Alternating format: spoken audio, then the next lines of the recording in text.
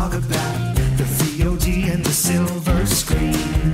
Kevin and Tom and Joe know all there is to know, from masterpieces to deep fried tacos. And if the movie sucks, you might hear them say, there's no telling where the guys will take you. Get ready for a spoiler. Won't say it twice, cause we already warned you. Better watch out, it's gonna ruin the plot. Real spoilers. Real spoilers.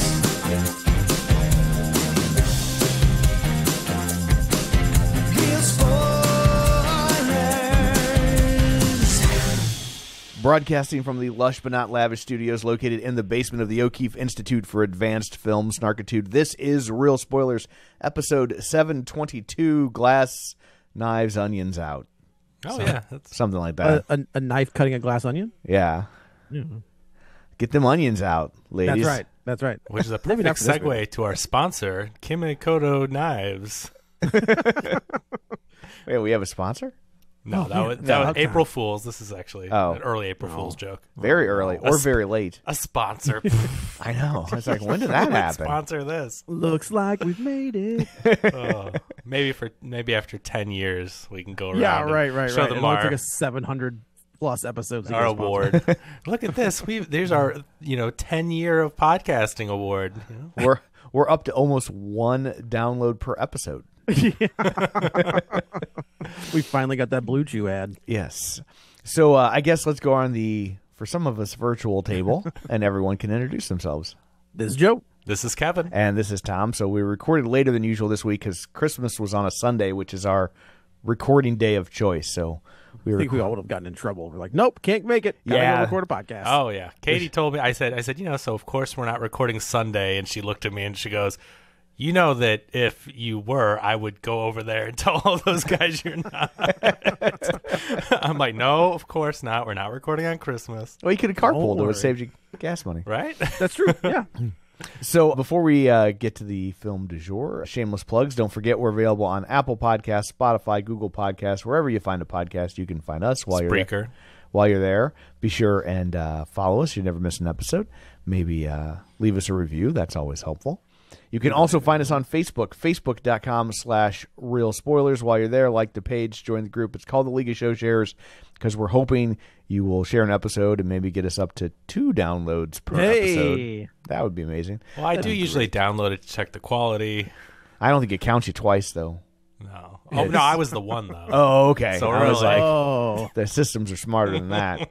Yeah, right. So people who were kind enough to share an episode last week include Librarian Cynthia, Chris Valls, Julianne Jordan, Gabriel Lugo, Tammy Lynn Powers, Betts, Travis Tewitt, Ralph Tribble, Chris Sanders, Josh Rosen, Brent Smith, Christopher Rex, Heather Sachs, Cinema Recall, Brad Hyen, Zavon Back, Chris Williams, Minorities Report, James Install, Dissect That Film, Colby Mack, Invasion of the Remake, Mike, and Oscar, In Session Film, Vertigay 314, Binge Movies, Feel and Film, Ryan Terry, Matt Naglia, and Geek to Me Radio. So thank you very much for sharing an episode. Also, don't forget, we have a Patreon where for $5 a month you get all sorts of bonus content, and we like you extra. So we've had some hiccups this week, so the holiday horror episodes are coming, but just be patient. They're coming. It's the holidays. Well, who doesn't like hearing about Christmas movies in January?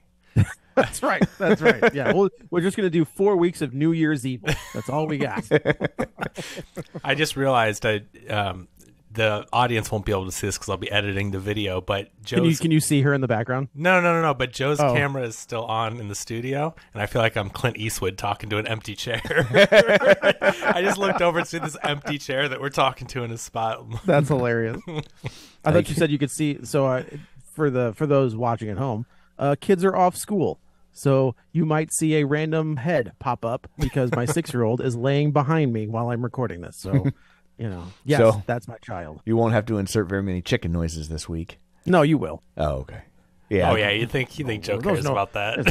Yeah, this one more won't chicken do it. noises. Yeah, that's true. The other one, it probably does it more than I do. I always cussed in front of my kids too. People were like, "Well, I'm like, no, they need to learn which words they can't say." So Yeah, this is right. How people, it's funny. People are like, "Oh, you can't do that in front of your kids." I'm like, "Do you drink beer in front of your kids? Do your kids Yeah, drink you smoke beer? cigarettes in front of your kids? There you go." So yeah, there's all that. Let's dig in, shall we?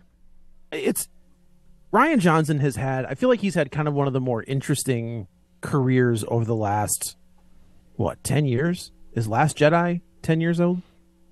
I No, don't it's think less it's 10 than- years old. No. I think it's it's less than 10. Yeah. He found this I wouldn't even say underground, but critical acclaim with it was Brick, right? Like that's kind of the one that That's was the his first. indie. He's Yeah. an indie. he was like darling. an indie guy, right? Yeah. And then we thought that Lucasfilm was kind of gonna moneyball it, was gonna MCU it, and start bringing in like these indie guys to do the Star Wars flicks. And Rian Johnson was the only one that got the opportunity to do that because Josh Trank and Colin Trevorrow the bed. That's kind of the way that worked. Yeah, you kind of forget that they were going to have these other guys come in and do this stuff, and then JJ just took it back and he's like, "Nope, forget all that stuff those guys tried to get tricky with." Well, which I is think kinda... I think the weird backlash from Last Jedi, and then Colin Trevorrow did something else that like bombed hard. Well, yeah, he got fired because he did the Book of Henry. Oh, that's right. And then Josh Which Trank bombed. did Fantastic Four.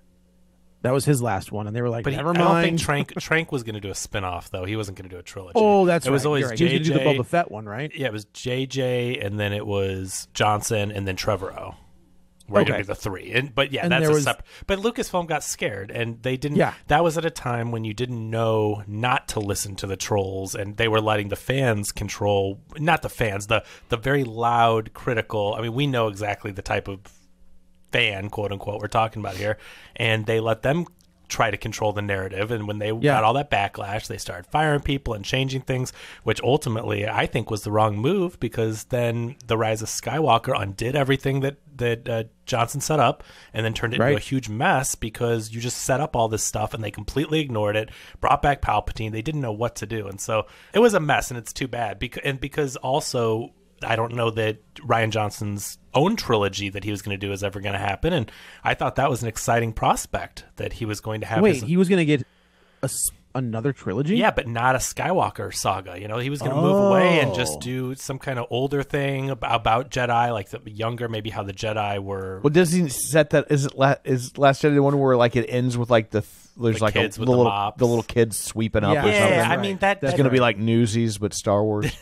I mean, that was one theory. Obviously, we didn't know what he was going to explore. I don't know if that was just a setup or a spinoff to his own thing, but he was going to do his own trilogy, and now, you know, I think they got cold feet on that with all the other stuff. So it's not canceled yet, but also, like, I don't even think he knows if he's going to be doing it yet. So It's not canceled, but it's not canceled. I was gonna, Right, It feels like they have gone on the MCU path where they've got stuff lined up, and it doesn't sound like the Trevorrow stuff is in there. And I don't even think they don't have any other movies in development. not right? Trevorrow. Trevorrow got Well, I fired. mean Star Wars movies. Right. Trevorrow got fired. Patty Jenkins got fired. Oh man, I forgot Patty Rogue Jenkins One. had something down there in there too. Yeah, they're being strategic with mapping things out, and they're not trying to throw as much stuff everywhere. And so it's who's the TV guy? Dave Filoni. Dave Filoni's they're Kevin Feige, and so I think they're trying to get a rein on. I think all that stuff. they're having so much success in TV. That's exactly it. And so it's like, why mess with it? Star Wars has huge box office muscle in the United States. Once you start getting international, it doesn't have the nostalgia that other properties do. And so and that's because it wasn't released. like they didn't use that business model as much back then, you know. So especially like when you get it to like China, which is a major market, nobody gives a crap about Star Wars in China. So like without that kind of box, so it just doesn't have the international muscle that some other properties do. Ironically, some of the newer properties do. So like I think that, and I mean I said this before they pivoted to TV, that I thought the future of Star Wars was in television. That like Nostradamus. Yeah, I'm like that makes the most sense. Like it's Thomas Nostradamus. Yeah, There he is. and it's also lower. That's a shirt. That's a shirt. It's also lower stakes, right? Like if you put out a movie and it underperforms, everybody's sitting there reading the tea leaves, seeing the box office numbers, but nobody really releases their streaming numbers. So it's That's true. And like I said, just the stakes are lower. It's like, oh, I just turn on TV and there's a new Star Wars thing there, and for a TV thing, it's really well done, and that's good enough. Where I think as much as you love Baby Yoda, if they built a movie around Baby Yoda, people would have lost their minds. They would have he would have been the new Jar Jar Binks. It would have been, or an Ewok or whatever. Yeah. But because it was on a TV show, people were like, oh, that's kind of cool. And I know there's there's 3 more shows coming in the next year, right? But when it's like you get one movie every 2 years and it doesn't immediately make you feel like you're 9 years old again, but in a way, I think these people lose sight of the fact that it does make you feel like you're 9 years old based on the temper tantrum that you're having. So totally fair. Rian Johnson's good though. So he did Brick, and then he did Looper. But you left out Brothers Bloom. I know. I was going to say Tom's favorite. I know. I like that movie is so frustrating because it's like the first 10 minutes of that movie are just brilliant, and it's like because it follows the Conman brothers, but it opens with them as children, and I've said this before, it's on YouTube. You can watch it like the opening 10 minutes. You don't need to watch the rest of the movie. If you just watch that first 10 minutes like a short film, it is phenomenal. The mistake he made was bringing in the adults. Like he should have made a whole movie about these 2 kids, because the kids, that aspect of kids as con men was just a blast to watch. And when they pivoted to the rest of the movie, it just really kind of went downhill. Dropped the ball. But go watch the first 10 minutes of Brothers Bloom. Looper's pretty fantastic as well. I thought Looper was great. Love it. Looper is fantastic. And then, did he get Star Wars off of Looper? Or is there something else in there? In between, he was doing TV. Okay. And then he comes in and kind of, the end of what was that one called? The Force Awakens. You're left walking out of that thing like, all right, like we're back. Like, we sat through the prequels. We're back to everything's back to normal. And then he hits you with The Last Jedi. And while I think The Last Jedi is a really good Star Wars movie, it completely is a different tone than everything else. And the people turned on it unjustly, I think. Well, it's that old thing of you think you know what you want. Like Force Awakens is a carbon copy of A New Hope. And so it felt familiar. It was a nice way to walk you back into the universe, set you up with familiar characters, familiar archetypes. And they needed to do that. Yeah, and it felt very warm and safe and familiar. And I love The Force Awakens is a fun movie. Is it derivative? Yes, but it is fun. And then The Last Jedi, Rian Johnson tried to do something completely different. Do you want us to just rehash? You want a carbon copy of Empire? You want a carbon copy of Jedi? It's like, no, he gave us something completely different. And I think, and I'm on record as saying, it's the best film of the new trilogy. I think the last one's a mess. Fair. The first one's fun, but it just does feel a little familiar and safe. And, he tried to take chances, and JJ, for being in charge, did not map out the trilogy, and that's what you get when you say, hey, do a second one, do whatever you want, and he does whatever he wants. Then that's on you. It's not Johnson's fault. And then he had to rein it back in and undo it. Also, it was a mess, and I don't think he deserves any of this hate that he gets from the people that just can't stand The Last Jedi. So it's a shame, but it's great that it hasn't stopped him. I mean, obviously, well, that's what I was going to say, right? Is he's Knives coming Out. off of that, and then he comes back with Knives Out, and which that's I think phenomenon. I mean, worldwide phenomenon. People love Knives Out. On paper, that movie should have made about $45. I know, it's a murder. Look at all the Poirot movies, and I mean, I've enjoyed those movies, but they're not worldwide phenomenons. And Knives Out just hit this perfect combination of the humor, the mystery. It had the star power in it, a great cast, and Daniel Craig is great as Blanc, and Tom, I think you've mentioned before that you don't like the movies that you can't follow, that make the puzzles so hard that you're like, oh, or they're not even really puzzles, right? Like it's impossible to solve ones. Yeah, like you see this. Like I felt like the Da Vinci Code was all that. It's like they would show you a puzzle that made no sense, and then he would solve it, and we were supposed to go, he's so smart. But if I can't play along, I don't know that he's smart. And I think that is a good model to have with these kind of detective stories too, where you're like, okay, everything is kind of there, but we're gonna leave this 5 minutes of information out that we'll give you later, and then everything will make sense. So it's hard to craft, I think, something kind of like Clue or I don't even the Columbo episode, right? Like those are not easy things to do. Well, Columbo was always fascinating because Columbo is not a whodunit, it's a howdunit, right? That's true. Columbo is we like know who done it. You know who did it, and you know how they did it, but it really comes down to what was their mistake that Columbo's going to seize on. And so you spend the time like you know the answer, but you're trying to figure out how to get to the one piece of evidence that will really like tie it all together, which was a very clever way to go about that. But this kind of goes back to Johnson's roots with Brick. That was a noir, for sure, indie noir murder mystery, and it was cool because it's a kid in high school trying to do it. It was really clever. Is it Joseph Gordon-Levitt? Yeah, Joseph Gordon-Levitt. He's in all his movies, right? Yeah. And so it was really, really neat to see that happen. And I think that it was like this perfect stepping stone to get to something like a Knives Out. And now Benoit Blanc is up there with the great detectives, right? Like I mean, especially in modern audiences, it's like Poirot and Blanc are on the same level, and younger audiences are going to go Blanc as the guy. And it's cool that he created that character, right? So this is an original idea that obviously is similar to those other murder mysteries, but he created this new way to do it with the humor, and it worked on every level. And so of course they get a sequel, and then it's announced Netflix is going to get it, which was kind of a weird thing because the first one made $1 billion or whatever it made. It's like, and this is just going to go to Netflix? And then they only put it out for what, like a weekend? To get the awards or whatever. So they could be eligible for awards. To me, the point of running a business is to make money. Well, Netflix would like to have a word. Yeah, I guess that's true. And if your first one billion in debt, they're not. Yeah, but if the first movie in the series makes $1 billion, and you only put it in theaters for awards talk, that's a terrible business model. They're in the streaming business. They're not in the theater business. I guess they put it out there to do it because people were mad that it wasn't going to be in theaters at all. So they did it, and they did it even for an extended week rather than just a weekend in New York or whatnot in LA. Right. So, but I mean, Netflix is a streamer. They bought it so that people would have to resubscribe to Netflix to watch it or keep their subscription another month. That is their business model. So the week is just a bonus. And I mean, you could say that about anything. Why does Netflix make any movie and not put it in theaters? Like that's their business model is streaming. So it was weird though. It was a head scratch. They must have paid a boatload of money, and especially for this cast.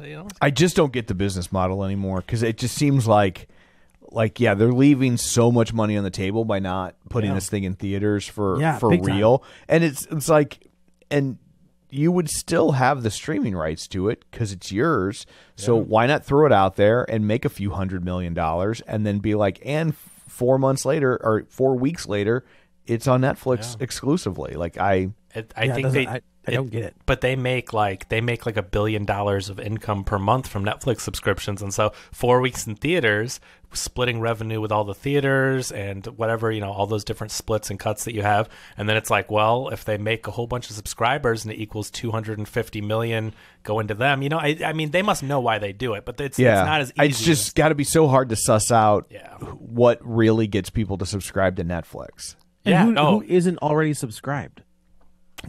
Well, their subscribers have been slowing down, and they were missing projections and such. So. Oh, really?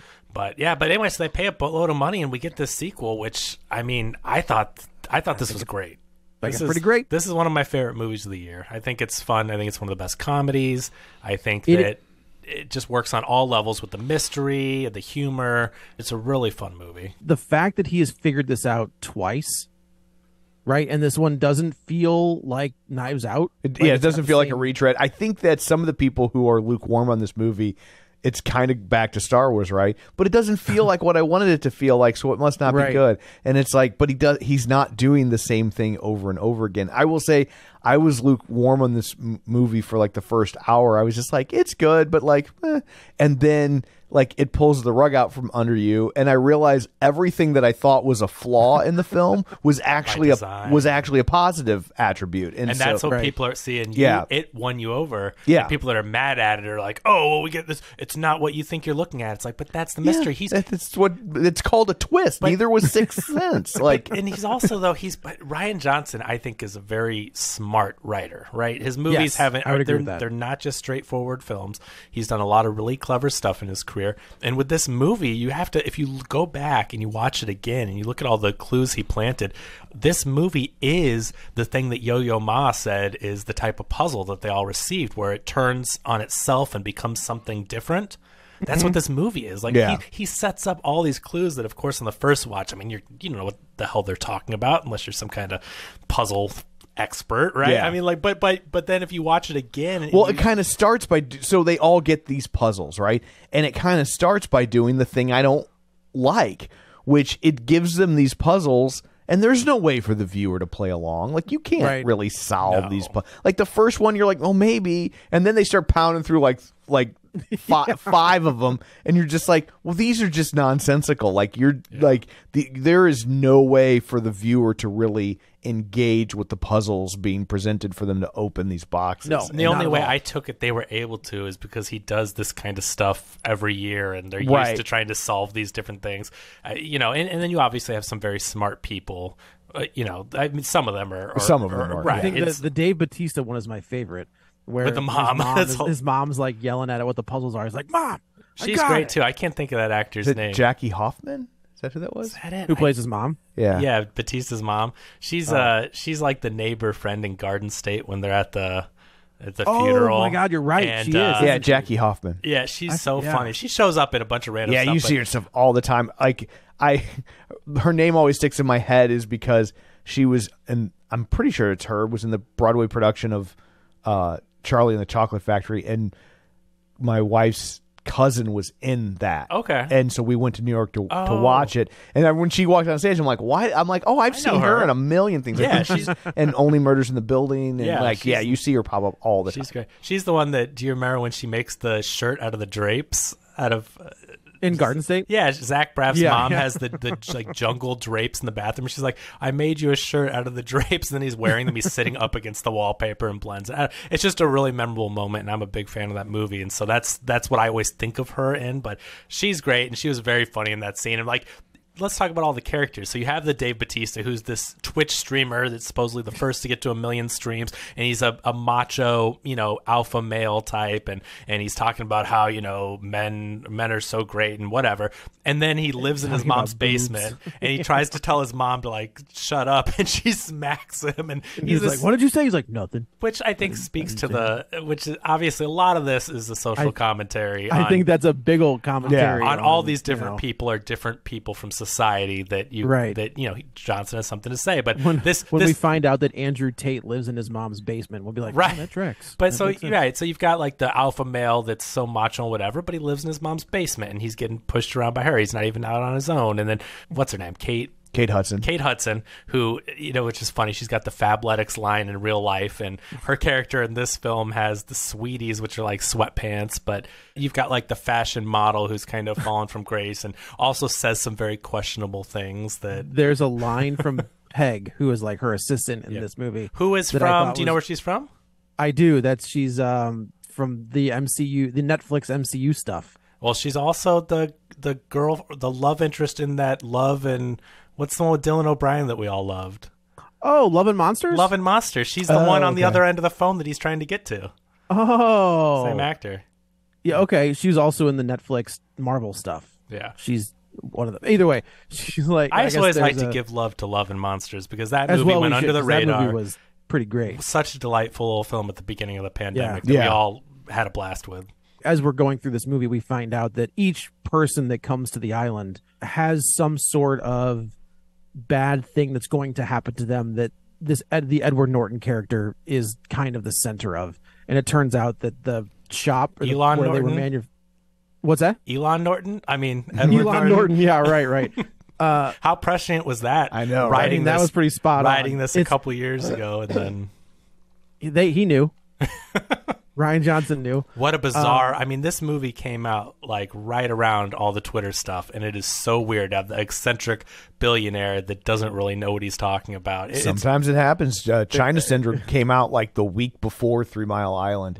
And then Did it really? Yeah, and then it ends up being... Like, it's not in response to 3 Mile Island. Like, it just came out, and then 3 Mile Island happened, and then it took off and became a huge hit. Another example of, like, who would have thought a movie about a nuclear reactor disaster would have. Yeah, right. You know what I mean? Like, it would have been a big giant Who hit. knew? Yeah. But she's such a the Kate Hudson character is such a moron. That's Birdie. That when she gets an email regarding where her sweatpants are manufactured, they say it's a sweatshop. They refer to it as a sweatshop. She goes, perfect. And then Peg had the look on her face where she's like, "Oh my god." She thought that sweatpants. Did you think that the sweatpants were made at a sweatshop? And she was like, "Yeah." So that's gonna leak. Oh my god! And that she knew that it was a sweatshop and she was okay with it, but she's just dumb, right? I mean, she's a decent person, I guess. She's made some questionable statements, but it's not out of malice. It's like she's not just intelligent. dumb. She is. I mean, I'm trying to be nice, but it's like she is just not intelligent. So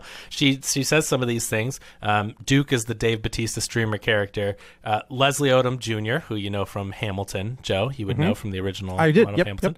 He plays Lionel, and he is like the Edward Norton character's right-hand man. Well, that's weird because of Hamilton, I guess. He's his right-hand man. And so he's this scientist researcher who really is doing all the work. And then you have Miles, Norton's character, who's just coming up with crazy ideas, and he has to kind of rein him in or say, like, that's not possible. And you get that great intro in the beginning where you're introduced to what kind of character Miles is when all these people are on this call with him and questioning, like, you have to put a stop to this craziness. And he's like, yeah, but look, who would have thought these ideas would have worked? And he's holding up all these faxes that Miles sends him. It's like child NFTs, kids and NFTs and some dog something, and but then he's got one framed. He's like, who would have ever thought this would have worked? And yeah, it's like the dogs and NFTs or something. Babies and NFTs, and so apparently that skyrocketed. Where it's just like these eccentric billionaire insane ideas that somehow take off. But he's trying to rein him in. Catherine Hahn's in this, who everyone loves coming off of the Scarlet Witch stuff. Agatha Harkness. Yeah, where it was Agatha all along. So she's like a governor that's running for senator. And is there anyone else in the group? You've got Whiskey, who is Dave Bautista's like girlfriend. You've got Peg, who is Kate Hudson's assistant. And then I guess the only other one is Andy, who you've got Andy, but you've also got like the weird hippie guy. Well, but that's just a joke. You keep seeing that guy pop up, and I was like, okay, well, that's the guy. Like, that's what we're doing. It's the weird hippie guy that keeps popping up. Like, that's just a running gag, though. It is a running gag, but I thought it was a pretty good red herring. Yeah, I mean, if you think maybe he's doing something behind the scenes, sure. But then you've got Andy, who's the big question mark, and we don't know at the beginning of this movie what's going on, but there's something, obviously, where none of them expect her to show up to this island and this getaway. And when you see Miles look at Andy coming off of the ship, I mean, it's like he's seen a ghost. They purposely, literally, my first thought was he looks like he's seen a ghost. And why, and so why would he think that she's dead? So it's kind of a huge giveaway if you're paying attention. On the second watch, I'm not going to try to compare it to Get Out because they're two very different movies, but you watch Get Out once, it plays one way. You watch it a second time, it plays a completely different way. I think this is very similar.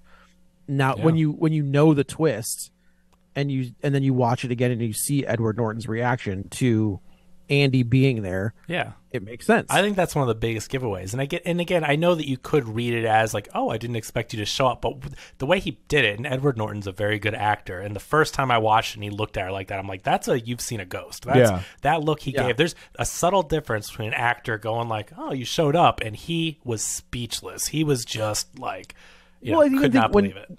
When you get a look into their history, that look could also mean like, I can't believe you're here because of what I did to you. Totally. No, totally. Yeah. I mean, I get it, but I'm just like, the way I read it was like, there's something more to that. And as we find out, I mean, it would make no sense for her to be there. He is just shocked. No. So it was, that was a great performance. And you're right. You could read it either way. But then you've got Benoit Blanc. And the funny part about this is that, he's sitting around waiting for something, right? Because this takes place in May of 2020. So it's right in the pandemic. So was this filmed during the pandemic as well? I think so. I think it was. I mean, I think it has to have. Yeah. I mean, I guess that's true. We're just on the tail end, and I was in the can. Yeah, probably a year ago. But it's funny because he's sitting around, and this was a weird one when he's playing Among Us, which is a murder mystery game where you're trying to figure out it's the thing. Bodies. Oh yeah, It is. Yeah, exactly. It's bodies. It's the thing. It's werewolf. That's who's what the it bad is. guy. So it's a murder mystery, and it's hilarious that Benoit Blanc's playing it. But then he's playing it with all other people that have something to do with murder mysteries. For Knives Out and Glass Onion took influence from a Sondheim play, and then you've got, of course, Murder, She Wrote, and those two are we saying that Angela Lansbury's what was her character on Murder, She Wrote? Jessica Fletcher. Yeah. Jessica Fletcher is like Murder, She Wrote takes place in the Knives Out universe. Well, this is a real world. Everything's real except for our characters aren't actors, and I'm just going to pretend that it does. Yeah. Oh, I think it does. Because they play themselves, right? So that's Sondheim he's talking to. That's Angela Lansbury he's talking to. We're going to pretend that it's Jessica Fletcher. Oh yeah, no, no, they have names on the Zoom thing. It literally is the actors. Oh, it did. Damn it. Yeah. So, but they're the actors that played those roles, right? So that's why Benoit Blanc is playing with them, which is funny. And then is it Natasha Lyonne? She's doing a series that Ryan is for Peacock. Yeah, it's a mystery series that Johnson's producing, so he had her in, and then Kareem Abdul-Jabbar was in a movie that he was in Airplane. Yeah, I was like Game of Death. He was in something where he had a small part where there was a mystery going on. So anyway, it's funny, and rest in peace, Angela Lansbury and Stephen Sondheim passed away in the last year. So that's a weird thing to have two. I thought she had passed away, and I was like, man, how long ago did they film this? Right, but I mean, it's filmed on a Zoom, so all she had to do was turn on her computer. Yeah, sure. So, but he's sitting around, he's so bored, and he's waiting for something, and then he gets a knock at the door. And again, this is the clever part of it, where you think he's received a package just like all of them have. There's a courier that brings them each this puzzle, and we don't see who brings his, so we presume it's just another one. And he looks at it, and, of course, he's a genius, so he can figure it out. So we presume off camera. But, spoilers, if we want to get into what the twist is at the hour mark. Yeah, I think we should. Right, so we don't have to loop back around and do it all over again. Keep hitting around it. You should watch the movie because we're spoiling a very fun. Yeah, I can't imagine that you would start listening to this show this episode. Yeah. For a movie like Knives Out. But if you want to know, is it worth watching, and you're just listening to it because you maybe weren't going to watch it, I would say right now, I think it's a very fun, very enjoyable movie, cleverly written, lots of twists and turns, and we're going to completely spoil it, and it's not as fun. If you knew what was going to happen, the experience would go down a bit. So Andy is dead, and the real Andy did die, but what I guess she neglected to tell or stopped mentioning is that she had a twin sister. I think they all knew, but I mean, we didn't know. That's true, but I feel like even if the people knew, if the disruptors, as they call themselves, they were so absorbed with their own lives that they forgot that Helen, right? Helen is the twin sister. I almost assume that at least Miles must not know, or he'd start to figure out what was going on. Oh, sure. Yeah, I wonder if that's because I think Catherine Hahn and Kate Hudson both mentioned that they knew Helen existed. But they don't know she's dead. What are you doing? But so that's the kicker, though, is that, no one knows she's dead except for Miles. And spoiler, the reason why he knows is he did it. He's the bad guy. Miles murdered Andy, his former partner, who he forced out of the business and took all the credit for her work and her ideas. And so we don't obviously know throughout the whole movie, but that's the spoiler. He did it. And so when she shows up on the island, he saw a ghost. But come to find out, at the 1 hour mark, we find that is not Andy. Andy is dead. As we said, Miles killed her. And now the twin sister, Helen, comes over to Benoit Blanc's house. She brought her puzzle. She brought Andy's puzzle. And then they together crafted this plan to get to the bottom of it. And so Benoit Blanc shows up saying he got an invitation. And Miles is like, I didn't send one. And come to find out throughout the whole thing, Miles is not the genius that we all thought he was. So this is Helen that came and so they concoct this plan that Benoit Blanc got this extra invitation, and Miles, he had a puzzle guy, and then he also hires Gillian Flynn to write a murder mystery. That was he's like, and that wasn't cheap. So basically what we're saying is that there was this big murder mystery that was going to take place on this island. And Ed Norton was it was just supposed to be fun, and they were going to announce this new energy source that was going to change the world. But unfortunately, they have the world's greatest detective there, and when they sit down for dinner, Benoit Benoit Blanc figures it out. He solves it before it happens. About 5 minutes. Yeah, that's great. That's my favorite scene of the whole movie. It is a great scene. He does the end scene. He does the thing that Poirot does at the end, the thing that Blanc does at the end of Knives Out. He does the solving at before the hour mark, before we find out the reveals. And so Miles is pissed because he hired Gillian Flynn to write this thing, and she's not cheap. But that's the thing. So going back to what I was saying, he hires people to make the murder mystery. He hired a puzzle guy. He's got a puzzle guy to send all these things out. He's supposed to be this tech billionaire genius, but we come to find out Andy had the ideas and he forced her out. So he really is an idiot. He makes up words. Yeah. So if you're paying attention, he's saying words that if you're going, that was driving me crazy. I was like, that's not how you use that word. And he's supposed to be super smart, right? So people think he's super smart, but no, he's making up words, and we know he's hired all these people. He really is an idiot that just has gotten lucky and has done some things. Well, I wouldn't even say he's got lucky as much as he stole from people, right? Like that's what it comes down to. Is Andy had this idea for whatever the equation was that created Alpha, which was this massive company that Ed Norton is kind of in charge of, and Ed Norton was just kind of like the face of the company, where Andy, he's the front man, he's the guy in front of the camera, where Andy and kind of Lionel as well were like the two people putting everything together. And when Ed Norton got in bed with whoever, these other folks about making this hydrogen cube, I guess, like power source, Andy knew how bad it was, and she was like, I'm not signing off on this. I'm not doing it. I'll take everything. I'll take the intellectual properties of Alpha, and there's nothing you can do. Well, then he sues her. No. Does she sue him? Well, either way, they go to court. All the friends in this group lie and say that it was his idea, when we know they were all there at the bar, the Glass Onion, when she came up with the idea on the napkin, and they all saw it, and then they also a fantastic name for a bar. Yeah, it's a good one. I like that. And then, as they all, like Kevin said, they all turn on her, on Andy, and because Miles basically has them all blackmailed. Yes. For one way or another, he has the power over each one of them. He did the funding for Sweeties, and then he's the only one that can keep her afloat, and she has to take the fall for all the bad stuff happening.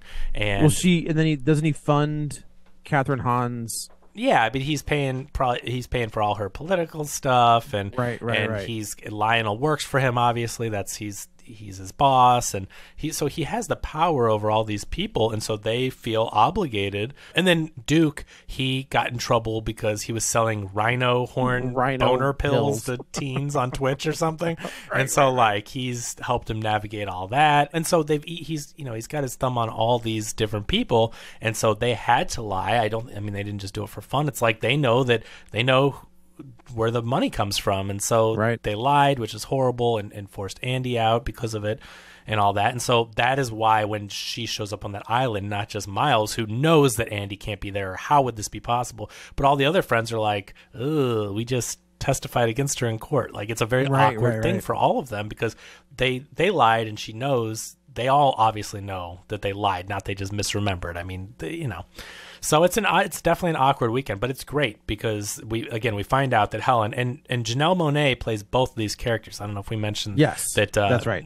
It's Janelle Monáe, who is phenomenal in this film. I think she's a great job playing both of the characters. But I also like that while we don't get an exact replica of Knives Out, we get sort of the same things, right? So the gal who is kind of like Benoit Blanc's not right hand man, but like the one that is by his side, or the one that is working with him, is, what's the gal's name in Knives Out? I don't remember. You're talking about Ana de Armas? Yes. Oh, okay.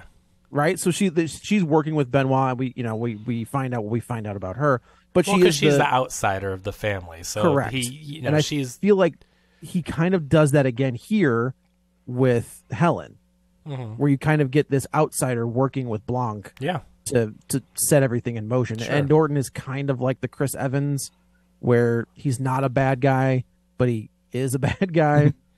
spoilers for Knives Out. Yeah, I think it comes back to murder mysteries. You have certain characters. You're always going to have the red herring type character that you think, oh, it has to be them, and then you've got those certain type of archetypes of characters in these things. But Johnson does it in a way that feels fresh, and like you guys said earlier, it doesn't feel like a retread of Knives Out, even though they're both murder mysteries and they have the same detective. I love how different this movie felt. It did not feel like Knives Out 2, even if they try to put it in the title. It's not Knives Out 2. This is its own thing that just happens to have his detective, like Poirot and all the Agatha Christie Sherlock, books. all that stuff. Yeah, this is Benoit Blanc, and I love that they changed it up, and I'm curious to see where he takes it to keep this fresh. Because, and if I think if anyone can do it, it's Johnson. I think he is very clever in his writing, and these two movies have been great. So, the power source thing, Joe, we should say, Miles has this complex where, he's rich, he's famous, he's doing all this stuff, but he wants more. He wants to save the world. He wants to power the world. It's never enough for him, and so he wants to be remembered in the same breath as the Mona Lisa. is what he says, which I thought was but it's a great way that it plays out that he will now. Yeah. I love that part. That's a good line. That's a really good line. So he wants to be as famous as Da Vinci. Everyone knows Da Vinci, right? In the Mona Lisa. And so he wants to be that famous, and he wants to create this power source that is, a very... It's a clean energy, right? Like, that was the whole idea. It's supposed to be clean energy, but the problem is they're using hydrogen. It's and unstable. I like that Catherine Hahn is like, we're going to turn every house into the Hindenburg. Yeah. Like, this seems like a terrible idea. But I will also say, how we have, right? Everybody gets natural gas. That's really dangerous and explosive. But I'm guessing this is more. Yeah, it's more so. But I'm just saying, it's funny what you can get used to. Like, nobody thinks twice about having natural gas in their house. I just saw there was a video going around where a house blew up the other day. Yeah. It just completely exploded. Huge. Someone caught it on their Ring doorbell across the street. God. So, it happens. And natural gas doesn't have an odor, right? Like, they add that odor so you have a chance at winning if it starts to leak, right? And not dying. Right. Well, I define that as winning. That's a win. But that's a big win. Yeah. That's a big win. So, this guy is such an eccentric billionaire that we go into the Glass Onion, they all come for dinner, and then on the wall is what appears to be a replica of the Mona Lisa. And we find out, nope, not a replica. During COVID, they had to shut down the Louvre, so they weren't getting as much money. And so to finance that, he rented the Mona Lisa, which is just a terrible idea. And then, of course, the Chekhov's button. Oh, I can't look at it with the glass protective pane in front of it, so I installed this kill switch. Yeah, to turn it off. And you're like, okay, noted. Right. Yeah, good to know. I got that. I'm sure that won't. That won't. No, that thing that protects the priceless painting. No. So they set that up. Yeah, so when Blanc kind of ruins the evening, or ruins the weekend, I guess, Blanc brings it up to Ed Norton's character. He's like, Miles. Look, Miles, thank you. You have like 6 people here that you've given them a loaded gun. Like, they're ready. They know that you were supposed to die, and now they want to kill you. He's like, oh, they don't want to kill me, blah, blah, blah. And they go back, and everybody says that they're leaving because the weekend is kind of ruined, and they don't. And he says that's like leaving a loaded gun on the middle of the table and turning off the lights. Right. Which happens later. Miles is so dumb. He just takes that idea like, I haven't really thought this through. Let me just do that. He did with everything else. Right. That's exactly. He took the idea from everyone Which else. comes to that really funny time when Blanc really solves the mystery or whatever in the end. He's like, that's just so stupid. He's like, you're an idiot. But yeah. So, and Duke carries a gun everywhere. So again, there's Duke's gun, Chekhov's gun there, literally, is Duke everywhere he goes carries a gun. So, of course, in a murder mystery, that is going to come into play. Who knew? So, part of this game is that like Kevin said, the lights were going to go out. And before that happens, though, they're all kind of getting back into it, and they're having a good time again. And I thought this was really kind of brilliant, is you've got the sound, like, of the glass going up and down on the Mona Lisa, and then you've got Ed Norton kind of making everyone look at Kate Hudson, who's wearing this very like flamboyant and almost rainbow colored dress, and making her twirl, and he's like, look at her, and I was like, okay, we're trying to distract everyone to look at Kate Hudson because something else is going to happen. And sure enough, something else does happen. Dave Bautista takes a drink out of this drink.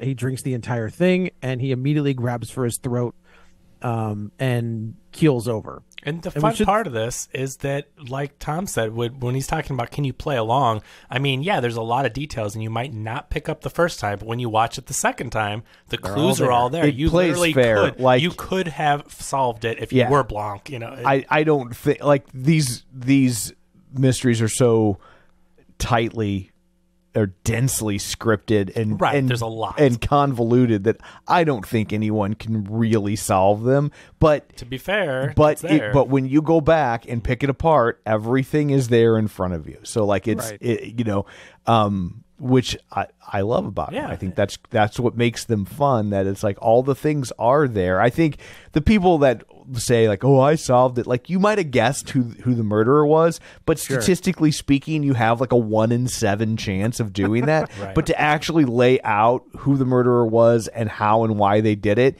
you're full of shit. You didn't do that. Right. You may have guessed. But you didn't figure it out from the clues that were laid out in front of you. Yes. Right. But do you like the National Treasure movies? I liked the first one. Okay. Because I thought the second one does kind of do that thing that you don't like. Yeah, the first one I thought you could play along, right? And like their explanations made sense. And the second one, I felt like it got really lazy and they didn't do that at all. I know there's a TV show now. I haven't even started it. I don't care. That's all right. I watched the first episode. But I thought the first National Treasure movie was a lot of fun. And so when the second one came out, I was like, oh, this will... And then it was like, it ended up being exactly what I thought the first one was going to be. And so I just kind of... I didn't even care about the TV show, especially with no Nicolas Cage. But Duke says earlier, he's like, to make sure, he's like, there's no... What's the thing? Is it...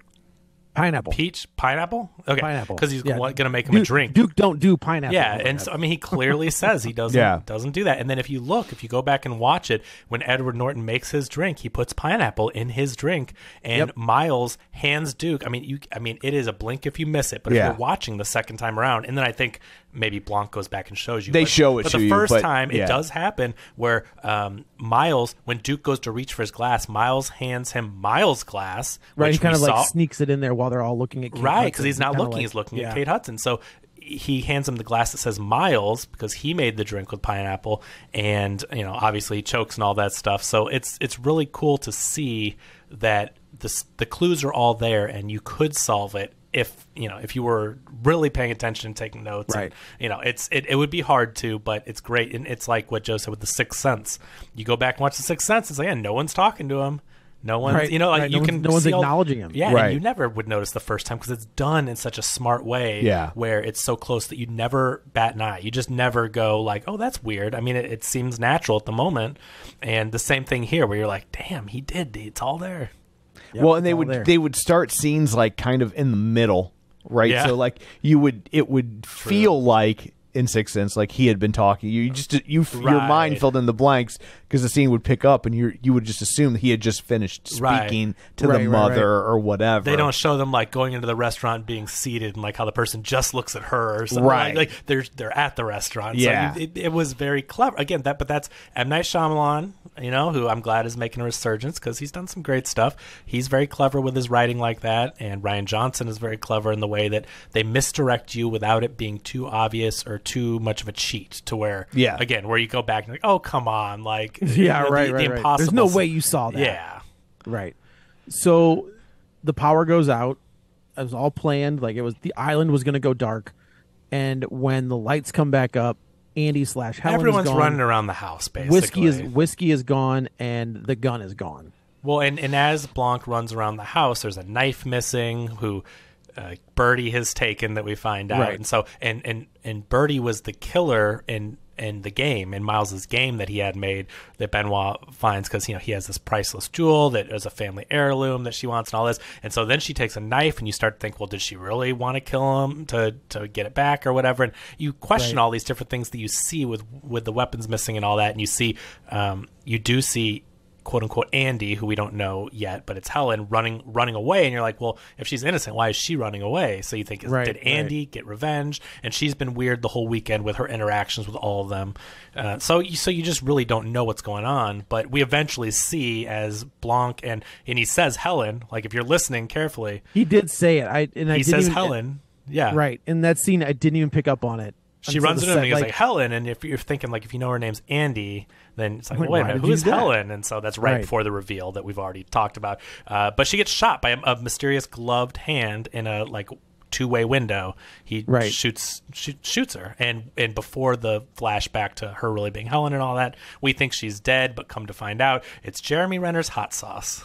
Oh, right. But also she had one of her sister's journals like tucked in her pocket, and that stopped the bullet. That's why she didn't die. But they used Jeremy Renner's hot sauce, and he puts it near his eyes, so he starts crying. I gotta tell you, the scene where she's kind of like got her head back and the hot sauce, and everybody's still, she has to pretend to be dead, and all of the people are still there, and the hot sauce in her nose. It's such a brilliant tension scene. It is, where the hot sauce is just trickling up like the curves of her mouth and getting closer and closer to her nostril. Because you know how much that would hurt. Like, it would suck so bad. Just smelling it. So it going in your nose? Yeah. Oh, yeah. And then luckily, Benoit gets everybody away, and she's able to react to the hot sauce up her nose. I was like, oh, that would have been real bad.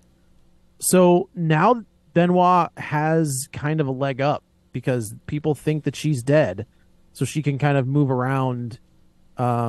So basically what he's doing is trying to buy her time because she's trying to find the proof that her sister, Andy, created the idea for Alpha and all this stuff. And so Benoit goes in and gathers them for the final scene, the solution type whodunit scene. Meanwhile, she is like digging through every room, ransacking the place. But what's her name? The Duke's girlfriend, right? Whiskey sees her, and now that there's been someone killed and all that, and she has motive. Andy, who she thinks is Andy, it has the motive. She thinks that she's trying to do something nefarious or whatever, and really our Helen is like, no, calm down. So she runs back with Blanc, and she's like, I saw her doing it. She's tearing things up and all this, and so so it's actually fun because the Helen character has an accent, has like a Southern Louisiana accent.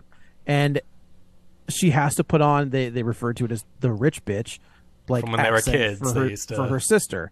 So, and there are moments when she's talking to Whiskey where the accent drops. Like, I think she's great. Kevin, you mentioned both characters, but really she plays three characters, right? That's true. Because she has to play Andy, she has to play Helen, and then she has to play Helen playing Andy. Yeah, right. So she's really doing three different performances in this role.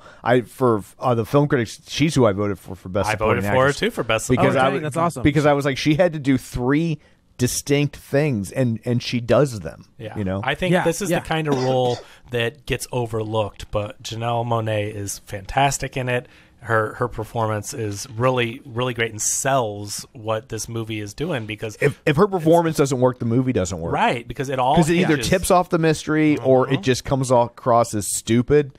Right, exactly. So it gets overlooked in a movie like this because it's this murder mystery comedy. But you're right, it is not as good as it is. It does not work if she does not play the part right, and she does. It's like I mean, I know this is a totally different type of movie, but it's like it reminds me of John Travolta playing Nicolas Cage in Face Off, where you have to do the character playing the character. And there's an extra level of skill that comes in with how would this other actor play. You're not just doing an impression, an impressionist doing an impression. They do that on SNL sometimes where a really good impressionist will have to they're playing the character and then that character does a semi-impression. And it's just interesting how you have to make it a little different. How would this character do it? I think there was one Weekend Update where Andy Samberg was Nicolas Cage, and Nicolas Cage was on the show. Yeah, they do stuff like that a lot. They were doing it side by side. Yeah. So, which I thought was great, is like when she's having like an actual heart to heart with Whiskey, the rich bitch accent drops, and she goes back to talking like Helen. But Whiskey is not saying she's dumb, but she never picks up on it. Well, Whiskey, her boyfriend just died, and there's some other the boyfriend that we think she's cheating on. Right. There's some great red herrings again with Johnson. He's putting a lot of really clever stuff in the script. So we see what looks like Whiskey having some sort of affair, cheating on Duke with Miles, but come to find out she was doing it for him. Like she was trying to get Duke what knew about what it. Duke wanted to do is he wanted to get his stream advertised on Alpha News. Yeah. And Miles is like, no, like I can't put that on my news channel when you got busted for selling rhino boner pills. So he sends in Whiskey to kind of talk him into it, and she doesn't. Like, she can't do it. Not that she couldn't do what she was doing, but she just could not talk Miles into pulling the trigger. But we see it looks like Duke has a clenched fist that he's mad that she's cheating on him, but really he has a clenched fist because of what they're saying, and Miles is like, I can't do that, and he's getting frustrated at he kind of Miles. calls him like a dumb, like he calls him dumb basically. Yeah, so you get all these red herrings sprinkled throughout that you don't know, but so it really comes down to then they're back in the Glass Onion. I mean, right, and Blanc solves the mystery.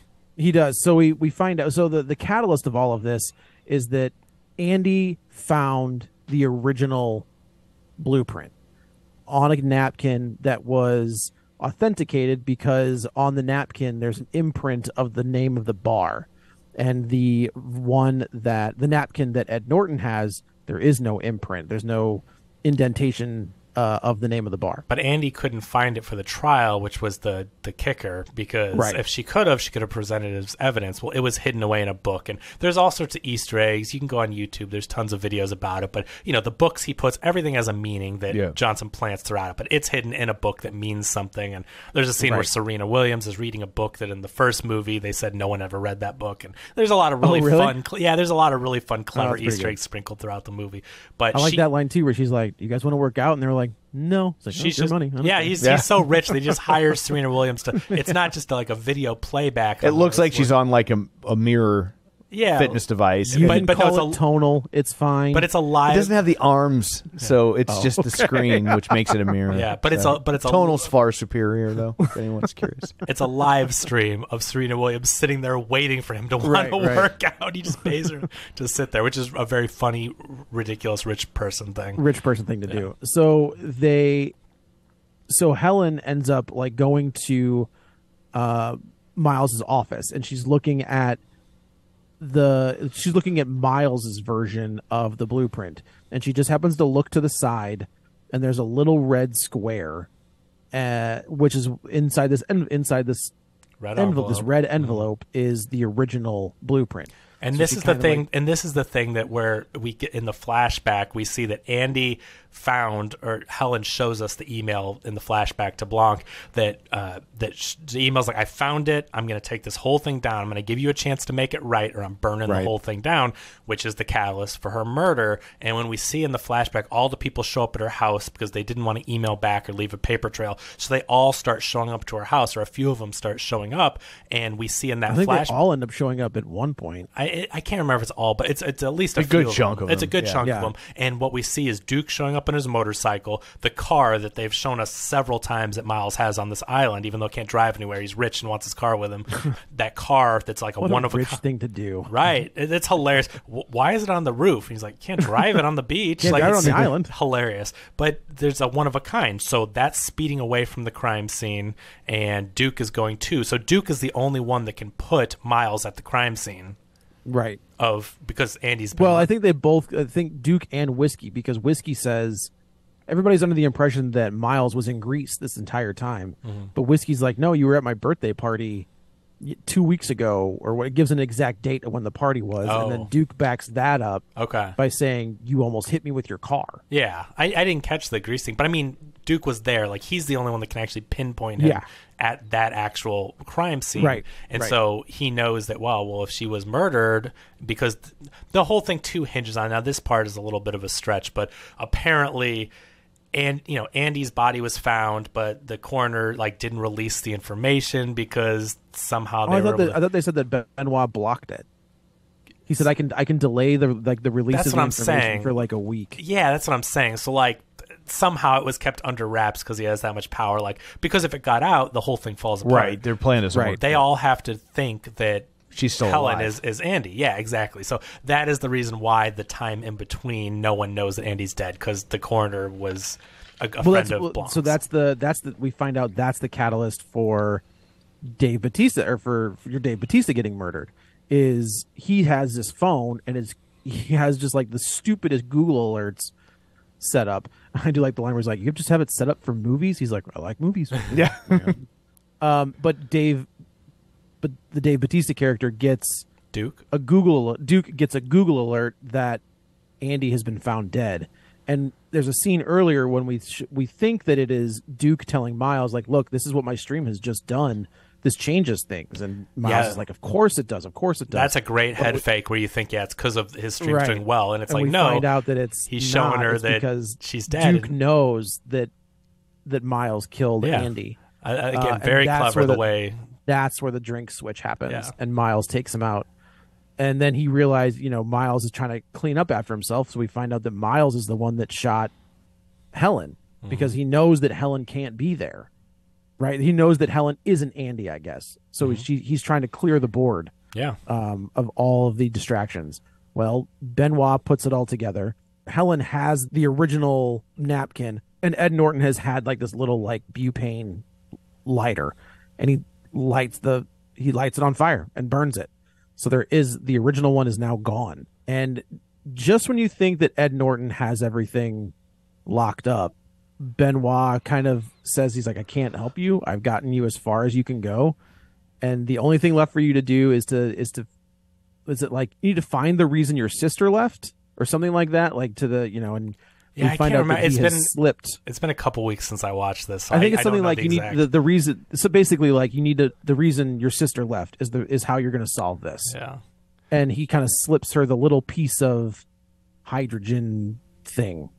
And What's the spark? I can't remember what his technology is called. It's just been too long. I can't remember. Whatever his invention is. hydrogen Clear. boom boom. Clear. Stuff. I don't know. Okay. With a K. With a K. With a With a click, K. yeah. So With a he K. slips her the Oh, little God. piece that Norton, Miles threw at him earlier to look at it, and we either didn't see or forgot that Blanc pocketed it. But so Right. now he has it, gives it to her, and we So know. here's what I thought was going to happen. Okay. So Helen starts walking around to all of these glass sculptures and starts pushing them over. And I was like, oh, all of that glass is the hydrogen stuff. Because he says that, like, he says earlier that he, being Miles, says that it's already in use. Like, they're already using it. Oh, that's funny. And I was like, oh my God, he's so vain that he would that make he has his. surrounded himself with this unit. That's interesting. I never thought of that, but yeah, that could be very possible for an eccentric billionaire. So Helen is pushing everything over. And everyone starts And- joining in, like, yeah, screw you, Miles. Like, Correct. you may have Correct. this power over us, but we're going to cost you a lot of money and mess up your little party. Right. And then Helen starts a fire. And I was like, oh my God, this is going to get real bad. Well, real and quick. meanwhile, every loud noise, the Mona Lisa security glass goes up. So Right. it's this really stressful situation. It's this anxiety-inducing moment where it's like Yeah, big time. crashing and the thing sound, going up it's and like down. And the sound of it, like, is also just like, yeah, God, stop it. it's the sound mixers. Hats off to them, because sound mixing is very important in movies and gets overlooked, I think, in most all films. You don't think about it, and when it's really good, it's not a distraction. Yeah. It's just there, and it Right. If it's a distraction, you're thinking like, "Oh, that doesn't sound right." You know, when it Right. works, you don't acknowledge it, and all this anxiety-inducing is a really good build-up to what ends up happening. And we know that the Mona Lisa somehow is going to get it, and she finds out that she basically, like, he may have burned the napkin, but that's a priceless painting, and if that gets destroyed, Yep. I mean, he's done for. He will be the guy. Well, not only does that get destroyed, but it gets destroyed by the power source he's about to unveil exactly to the world. right. Yeah. So he'll forever be associated with the disaster of, because if a tech thing just fails, they cover it up and they've got enough money and whatever. Yeah. Sure. But if it destroys the Mona Lisa, a priceless work of art, you can't get over that, because people care about things like that. It doesn't matter if someone just died or, this explosion ruined whatever. It would get swept on the rug. People would forget, but they will never forget. And so she ends up Yeah, so throwing she the starts thing a into the fire. fire. She starts a fire, and then she throws the little piece into the fire. And at this point, I think he's got like an air suppression system, and it's, instead of it sucking the the heat and the oxygen out of the room, it sucks the flames up into the ducts and ends up blowing up this entire place. And everybody kind of scatters. We see that Helen has zeroed in on the Mona Lisa, and Blanc is on the beach with Greg or whoever, the random guy. They're like, oh my God, that's so like the hippie guy who's just kind of like just bopping in and out. And he's just like, whoa. And Blanc they're lights like, this is cigar. a non-smoking area or something. That joke too. I mean, we didn't say it earlier, but the non-smoking thing going off is funny. Yeah. Ed Norton and Helen both kind of zero in on the Mona Lisa. Helen does kind of she does totally beat Ed Norton Miles to the button. Hits the button, and of course now the Mona Lisa goes up in flames. And I love that now you'll be remembered. You got what you wanted. You'll be remembered in the same breath as the Mona Lisa. So all of our people get outside, and everybody realizes that they're done, right? Like Catherine Hahn is done because she backed, one of her campaign slogans is she was free and clear energy and the Green Deal. Well, now she's backed like this hydrogen chemical plant to go through. Lionel has approved the hydrogen thing to be mass produced. Duke is obviously dead, and the sweatshop thing is going to come out. So Miles kind of said, is like, you didn't see XY, you didn't see this, you didn't see that, we can make this work. And then they all say, I saw Miles burn the paper. And then another one says, I saw Miles driving from Andy's place. So they all basically they turn on him. They turn on Miles, and that's kind of how this one ends. It was funny. I had seen some stuff online about Benoit maybe being gay, and then there's no mention of it until Hugh Grant opens the front door, where like he's wearing like a cooking apron and making something, some sort of food. But we had heard the voice before when Benoit was in the bathtub. He had heard somebody talking to him. I guess it could be his partner, or it could be his assistant. Rian Johnson said flat out that he's queer. Oh, he did? Yeah. Okay, I didn't realize that. He did? I never heard I thought that he had said something. Yeah, he's like, no, he's definitely. Okay, because I didn't know how to take that. I was just like, but it's great. Hugh Grant is then his partner, and then Ethan Hawke. Yeah. Like the cameos. This is pretty funny how he got, those you Zoom think there's going to be ones, more of that, but Ethan Hawke's on screen for what, 2 minutes? He's like, well, because the whole thing took place during COVID, and so you're like, well, how do you get around like the masks and all that? Right. And so the high-tech Miles has it's just a plot device, so like they don't have to wear masks. Or you don't have to sit there the whole movie and be like, they should be wearing masks. Exactly. Right. His high-tech thing, they shoot a little thing to the back of their throat, and it's like, nope, you are cured from all all the Kate Hudson thing where she makes I think Catherine Hahn maybe says something. She's like, no, that's fine. These people, she's having like a massive party in her mansion. And she's like, no, these people are in my pod. It's fine. Yeah. And I was like, oh man, I remember those. It is weird, to go back to here and see all the masks. And then also you can kind of figure out what each character is by how they wear their masks and what masks they wear. The mesh mask from Kate Hudson. Yeah.